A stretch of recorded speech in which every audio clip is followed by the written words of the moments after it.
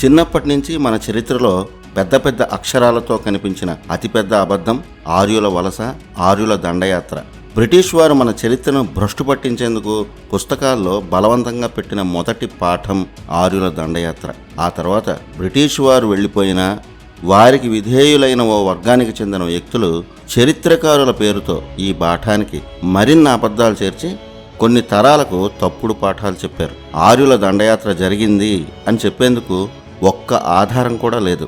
భారతదేశంతో పాటు ఈ దేశంలో లక్షల ఏళ్ల నుంచి చెక్కు చెదరకుండా ఉన్న వేద సంస్కృతిని సర్వనాశనం చేసేందుకు పన్నిన కుట్ర ఆర్యుల దండయాత్ర. ఇందుకు ఆధారాలు చాలానే ఉన్నాయి. ఆర్యుడు లేడు, వాడు వలస వచ్చి దండయాత్ర చేయలేదు, అసలు ఆర్య అనే జాతే లేదు.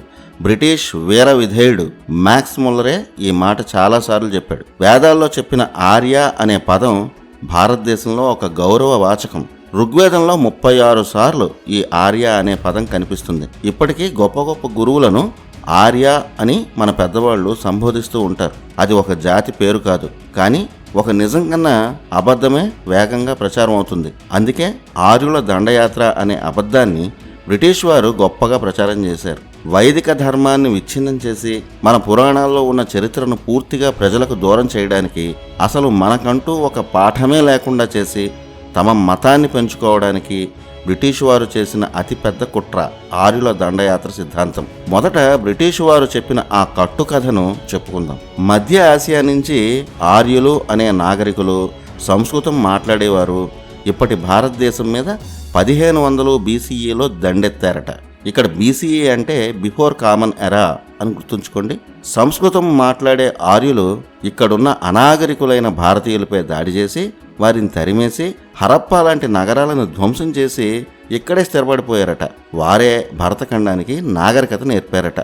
ఆ తర్వాత వాళ్ళకు ఊసిపోక 1200 BCEలో వేదాలు రాసుకున్నారట. ఇది బ్రిటిష్ వాడు చెప్పిన ఆర్యుల దండయాత్ర అనే కల్పిత కథ. అసలు సంస్కృతమే మనది కాదని చెప్పే కుట్ర. ఈ అబద్ధాన్ని బ్రిటిష్ వారు 19వ శతాబ్దంలో ప్రచారం చేయడం మొదలుపెట్టారు.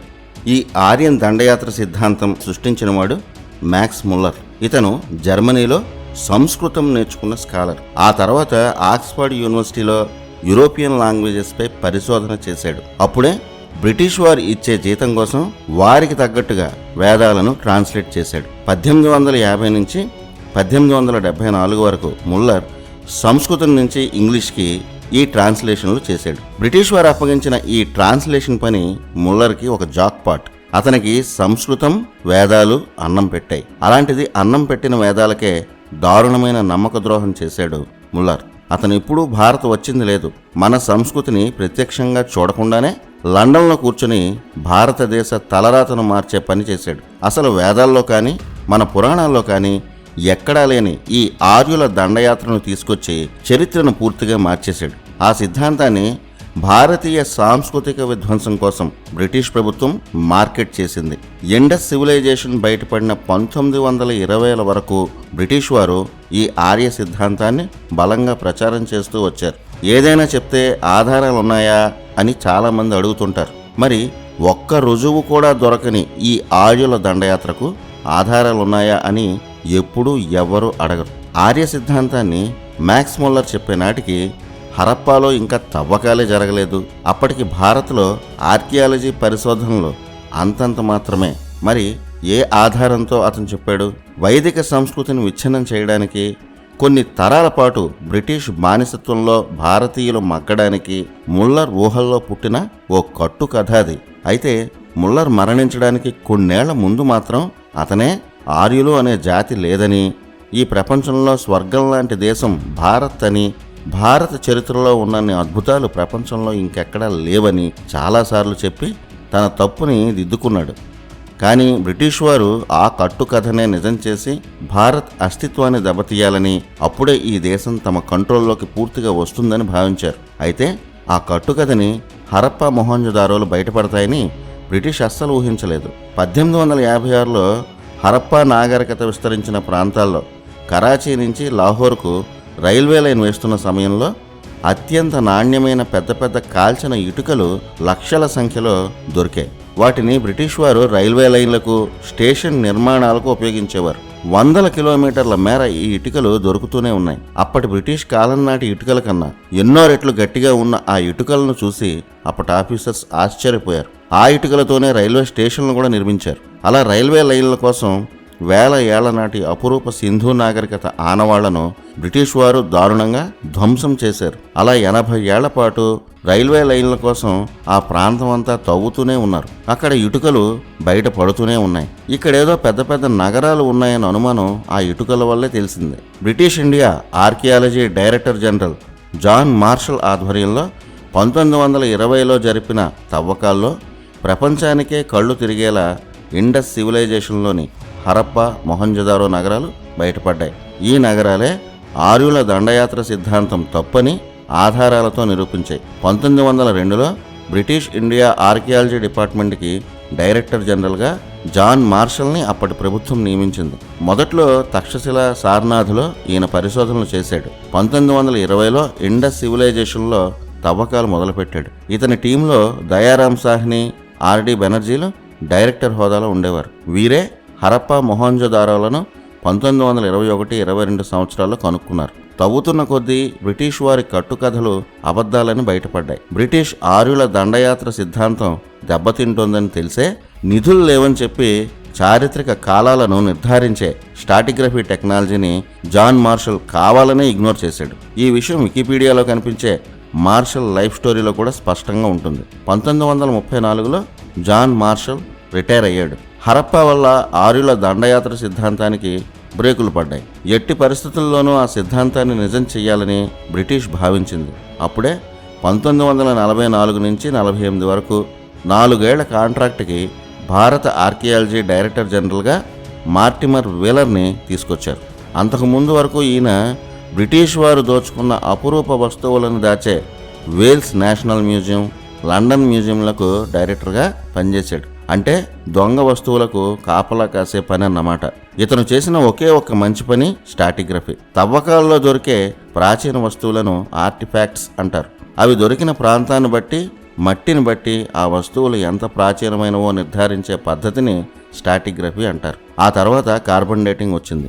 ఆర్యుల దండయాత్ర సిద్ధాంతాన్ని నిరూపించాలన్న ఆత్రంతో హరప్పాలో దొరికిన వస్తువులను బట్టి స్టాటిగ్రఫీ చేయిస్తే ఆ రిజల్ట్స్ చూసి వీలర్ చాలా డేలా పడిపోయాడు. ఎందుకంటే ముల్లర్ లాంటి వాళ్ళు చెప్పిన 1500 BCE కాలం నాటి ఆర్యుల దండయాత్ర పూర్తిగా తప్పని తేలింది. ఆ కాలం కన్నా 1000 ఏళ్ల ముందు, అంటే ఇప్పటికీ 8000 ఏళ్ల ముందే అక్కడ పెద్ద పెద్ద నగరాలున్నాయని, వేద సంస్కృతి వర్ధిల్లిందని స్టాటిగ్రఫీ రికార్డ్స్ బయటపెట్టాయి. దీంతో వీలర్కి ఏం చేయాలో అర్థం కాక దొరికిన వస్తువులను విడదీసి కొన్ని ఆర్యులవని, మిగిలినవి ఆర్యులు కానివారివని తప్పుడు రిపోర్ట్ ఇచ్చాడు. ఆ రిపోర్ట్ తప్పని ఆ తర్వాత కాలంలో వచ్చిన ఆర్కియాలజిస్టులు రుజువులతో నిరూపించారు. ఆర్యుల దండయాత్రకు ఆధారం అంటూ ఒక్కటి కూడా లేదు. ఈ విషయంలో బ్రిటిష్ వారికి ఫుల్ క్లారిటీ ఉంది. క్లారిటీ లేనిది మన దేశంలో కొందరికి. ఈ ఆర్యుల దండయాత్ర థియరీని అప్పటి భారతీయ మేధావులు కూడా అంగీకరించలేదు. భరతఖండ చరిత్ర లక్షల ఏళ్ల నాటిదని చిన్న పిల్లలకు కూడా తెలుసు. వీధి వీధిలో శ్రీరాముడు, శ్రీకృష్ణుల చరిత్ర, రామాయణ, భారత చరిత్రలతో పునీతమైన దేశం మంది. ఆర్యుల వలస అనే సిద్ధాంతాన్ని భారతీయులు నమ్మలేదు. అయితే ఏదో ఒక ఆధారం చూపించి తాము చెప్పిందే చరిత్ర అని నమ్మించాలని, అదే పాఠంగా స్కూళ్లలో బోధించాలని బ్రిటిష్ పట్టుదల మీద ఉంది. 8000 ఏళ్ల ముందే హరప్పాలో డబుల్ ఫ్లోర్ ఇళ్ళు, అండర్ గ్రౌండ్ డ్రైనేజీలు, పెద్ద పెద్ద స్విమ్మింగ్ పూల్స్, కాలనీలు ఉన్నాయి. ఇక్కడ ఉన్నదంతా వేద సంస్కృతి. అక్కడ బయటపడిన యజ్ఞవాటికలు ఈ సంస్కృతిని స్పష్టంగా చెప్పాయి. ఆ కాలం నాటి దేవుళ్ల ముద్రలతో సహా బయటపడ్డాయి. గూగుల్లో సెర్చ్ చేసినా ఈ వివరాలు, ఫోటోలు, సంవత్సరాలతో సహా దొరుకుతాయి. ఎవరైనా తెలుసుకోవచ్చు. ఈ నాగరికత ఏకంగా 2500 కిలోమీటర్ల వరకు విస్తరించింది. శిథిలాల్లోనే ఇంత కనబడితే మరి వైభవంగా ఉన్న రోజుల్లో భరతఖండం ఎంతవరకు విస్తరించిందో ఊహించుకోండి. ఇరాన్, ఇరాక్, యూరప్ వరకు ఆర్కియాలజీ తవ్వకాల్లో ఇప్పటికీ అక్కడక్కడ భారతీయ ఆనవాళ్లు కనిపిస్తూనే ఉన్నాయి. సింధు నాగరికత ఎంత ప్రాచీనమైనదో ఆర్కియాలజీ ఎవిడెన్సులతో బయటపడేసరికి బ్రిటిష్ వారికి ఏం చేయాలో అర్థం కాలేదు. ఎక్కడి నుంచైతే ఆర్యుల వలస వచ్చారని చెప్పారో వారు చెప్పిన కాలానికి ఆ ప్రాంతం భరతఖండంలోనే ఒక భాగం. అంటే మనం ఆంధ్రప్రదేశ్ నుంచో, తెలంగాణ నుంచో ఢిల్లీకి వెళ్ళి అక్కడే సెటిల్ అయ్యాం అనుకోండి. అంత మాత్రాన మనం భారతీయులం కాకుండా పోతామా? దేశంలోనే ఒక చోటు నుంచి మరో చోటికి వెళ్ళాం అంతే కదా. బ్రిటిష్ వారు సృష్టించిన ఆర్యుల వలస పరిస్థితి కూడా అలాగే తయారైంది. ఇప్పటి మధ్య ఆసియా ఒకప్పుడు భరతఖండంలో భాగం. మహాభారతంలో ధర్మరాజు అశ్వమేధ యాగంలో గెలిచిన మ్లేచ్ఛ దేశాలు ఇప్పటి మధ్య ఆసియా ప్రాంతాలే. మహాభారత యుద్ధం తర్వాత పాండవుల పాలనలో ఉండలేక ఆనాటి కౌరవుల బంధువుల్లో కొందరు ఇప్పటి ఇరాన్, ఇరాక్, గ్రీస్ వరకు వలస వెళ్ళి అక్కడ మన సంస్కృతిని విస్తరించారని చెప్పే అధ్యయనాలు చాలా ఉన్నాయి. కనుక బ్రిటిష్ వారి ఆర్యుల దండయాత్ర, వలసల కథ అడ్డం తిరిగింది. పైగా బ్రిటిష్ వారి చరిత్ర ప్రకారం వేదరచన 1200 BCE. అది శుద్ధ తప్పే అని హరప్పా నాగరికత మాత్రమే కాదు, సరస్వతీ నది తేల్చింది. ఋగ్వేదంలో కనీసం 50కి పైగా సరస్వతీ నది ప్రవాహంపై, ఆ నదీ దేవతపై అద్భుతమైన మంత్రాలున్నాయి. సరస్వతీ నదిని చూసి పరవశించి ఆ ప్రవాహం ఎంత విస్తృతమైందో రాసిన మంత్రాలున్నాయి. అప్పట్లో అతి పెద్ద నది సరస్వతి. ఆ నది ఎండిపోయినది 2000 BCEలో అని శాటిలైట్ ఇమేజెస్తో సైంటిఫిక్గా తేల్చారు. మరి సరస్వతీ నది 2000 BCEలో ఎండిపోతే, పూర్తిగా నామరూపాలు లేకుండా అంతరించిపోతే, ఆ నది గురించి 1200 BCEలో ఆర్యులు ఎలా రాశారు? బ్రిటిష్ వారు కల్పించిన ఆ ఆర్యులు టైం మిషన్లో వెనక్కి వెళ్ళి సరస్వతీ నదిని చూసి ఆ మంత్రాలు రాశారా? అలా వేదకాలం విషయంలో కూడా బ్రిటిష్ వారు అడ్డంగా దొరికిపోయారు. ఆర్యుల దండయాత్ర శుద్ధ తప్పని ఆ సరస్వతీ నదీమాతే చెప్పింది. భారతదేశ సంస్కృతిని కాపాడేందుకు ఎండిన నదులు కూడా మాట్లాడతాయని సరస్వతీ నది నిరూపించింది. సింధు నాగరికతలోనే కాదు, అప్పట్లో భరతఖండమంతా వేద సంస్కృతి ఉంది అని చెప్పడానికి ఎన్నో బలమైన ఆధారాలు ఉన్నాయి. కనీసం 6000 ఏళ్ల ప్రాచీనమైన హరప్పా, మొహంజదారో, లోథాల్ నగరాల్లో విస్తృతంగా వేదవాటికలు, యజ్ఞగుండాలు బయటపడ్డాయి. ఇక ఈ ఫోటోను చూడండి. ఇది ఒక కంచు శిల్పం. ఇందులో ఉన్నదెవరో తెలుసా? వశిష్ఠ మహర్షి. ఋగ్వేదంలో మొత్తం 10 మండలాలు ఉంటాయి. అంటే పెద్ద పెద్ద చాప్టర్స్ అని అనుకోండి. అందులో 7వ మండలంలో వశిష్ఠుడు ఎలా ఉంటాడో చెప్పే మంత్రాలు ఉన్నాయి. ఆ మంత్రాల్లో ఎలా వివరించారో అచ్చం అలాగే ఈ శిల్పాన్ని తయారు చేశారు. 1958లో ఈ కంచు అపురూప శిల్పం ఎక్కడి నుంచో వచ్చి ఢిల్లీలో ఒక స్క్రాప్ షాప్లో పడింది. దీన్ని తుక్కు కింద కరిగించడానికి ఆ యజమాని సిద్ధమయ్యాడు. అదృష్టవశాత్తు అదే సమయానికి అమెరికన్ ప్రొఫెసర్ అయిన హారీ హిక్స్ ఏదో పని మీద ఆ స్క్రాప్ షాప్కి వెళ్తే ఇది విచిత్రంగా కనిపించి ఆ షాప్ యజమాని దగ్గర కొనుక్కున్నాడు. ఇది ఖచ్చితంగా ఒక యాంటిక్ అని అతను గుర్తించాడు. పురాతన వస్తువుల కాలాన్ని కొలిచే మెటలర్జీ పరీక్షల్లో ప్రసిద్ధి చెందిన నిపుణుడు రాక్ ఆండర్సన్ అతని దగ్గరకు ఈ కంచు శిల్పాన్ని తీసుకువెళ్ళాడు.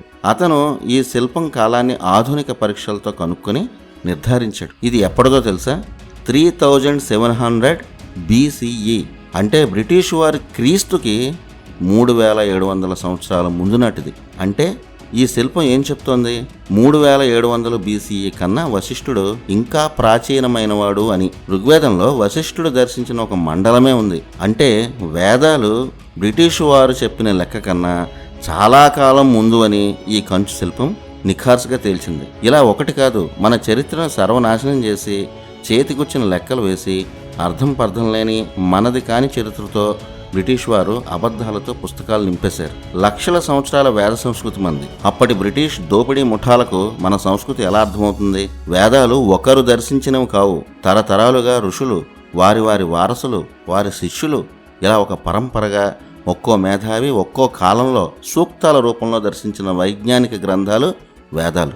ఆ ఋషుల వివరాలన్నీ ఋగ్వేదంలో స్పష్టంగా ఉన్నాయి. వేదాలను 4 భాగాలుగా సులువుగా అర్థమయ్యేలా 5000 ఏళ్ల క్రితం విభజించిన వాడు వ్యాసుడు. అందుకే ఆయన వేదవ్యాసుడయ్యాడు. ఆ కాలానికి సంబంధించిన కంచు వశిష్ఠుడి బొమ్మే ఇది.